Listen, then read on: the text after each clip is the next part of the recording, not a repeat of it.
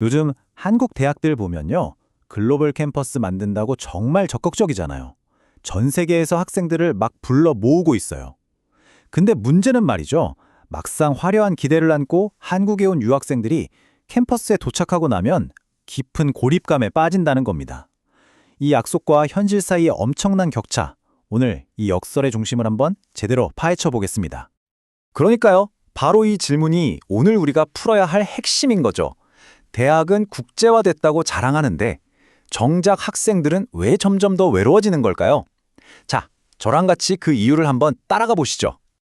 학생들의 이 고립감, 도대체 어디서부터 시작된 걸까요? 문제를 해결하려면 당연히 그 뿌리부터 제대로 들여다봐야겠죠. 문제는요, 바로 이 속도가 안 맞는다는 거예요. 대학은 그저 앞만 보고 유학생 수를 늘리는 데만 막 급급한데 정작 학생들의 실제 경험이나 만족도 같은 건 한참 지쳐져서 따라오질 못하고 있는 거죠. 이건 뭐 양적으로만 팽창했지 질적인 성장은 전혀 못 따라가고 있다는 아주 명백한 신호라고 할 수 있습니다. 자, 그렇다면 유학생들이 캠퍼스 안에서 마주하는 그 보이지 않는 벽이라는 게 구체적으로 뭘까요? 지금부터 그 어려움의 핵심을 하나하나 짚어보겠습니다. 여기서 진짜 주목해야 할 점이 있어요. 이 문제들이요, 그냥 따로따로 노는 게 아니라는 겁니다. 마치 꼬리에 꼬리를 물고 이어지는 악순환을 만들고 있거든요. 모든 문제의 시작점 역시나 언어입니다. 한국어는 아직 서툰데 영어로 들을 수 있는 수업은 턱없이 부족하죠. 그럼 어떻게 되겠어요?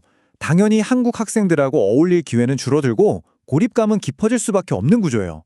근데 더 근본적으로 파고들면 결국 대학들이 정원 채우기에만 급급해서 입학 기준은 낮추고 또 특정 지역 학생들만 대거 유치하면서 이 모든 문제가 더 심각해졌다고 볼 수 있습니다. 자, 그럼 이 어려운 딜레마를 아주 성공적으로 풀어낸 곳은 없을까요? 있습니다.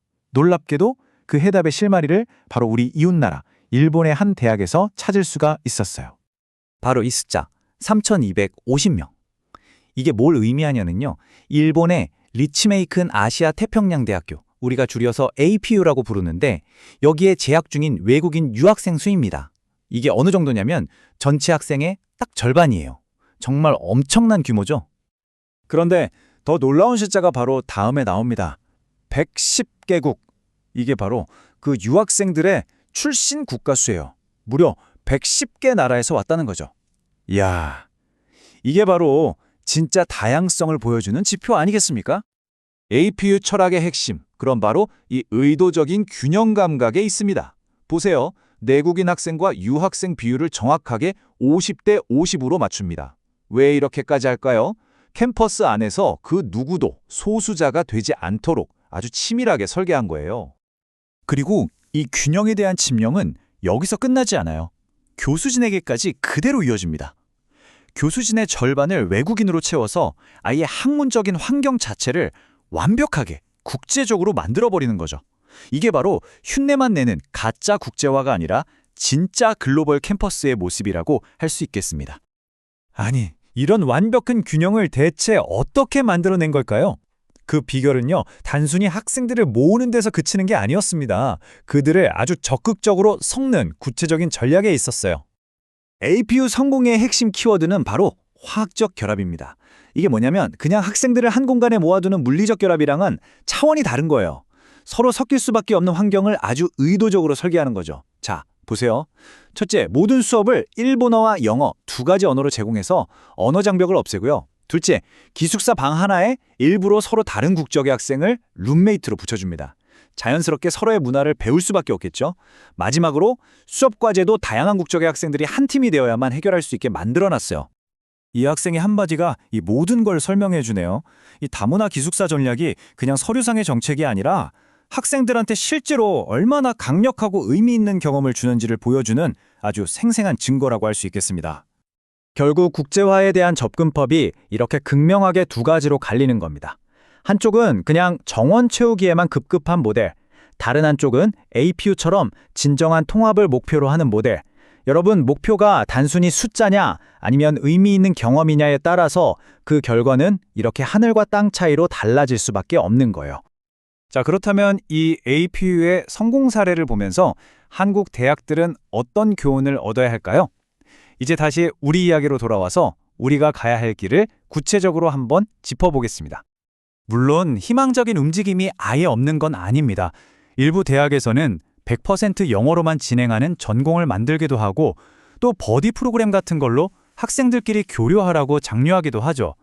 변화가 시작되고 있는 건 맞아요. 하지만 아직은 이런 시도들이 좀 부분적인 해결책에 그치는 경우가 많다는 게 아쉬운 점입니다. 그래서 진짜 중요한 질문은 바로 이거예요. 자, 우리가 유학생들을 잔뜩 받았다고 치자. 과연 우리 학교의 교육과정이나 인프라가 이 학생들을 제대로 품고 소화해낼 수 있는 역량이 되는가? 이거죠. 결국 이건 시스템과 역량의 문제입니다.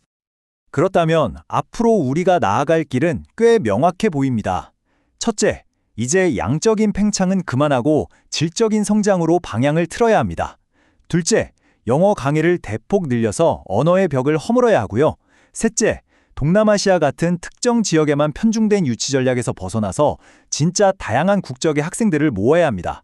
그리고 무엇보다 가장 중요한 건 APO 같은 성공 모델을 보면서 와, 좋겠다 하고 부러워만 할 게 아니라 이걸 우리 현실에 맞게 어떻게 적용할 수 있을지 과감하게 시도해보는 거겠죠. 결국 이 문제는요, 단순한 교육 정책 이야기가 아닙니다. 치열한 글로벌 경쟁 속에서 대학의 생존이 걸린 문제예요. 전면적인 쇄신 없이는 뒤처질 수밖에 없다는 전문가들의 조언을 이제는 정말 무겁게 받아들여야 할 때가 온 겁니다. 자, 여러분의 대학은 그리고 우리는 과연 이런 진정한 글로벌화를 맞이할 준비가 되어 있을까요?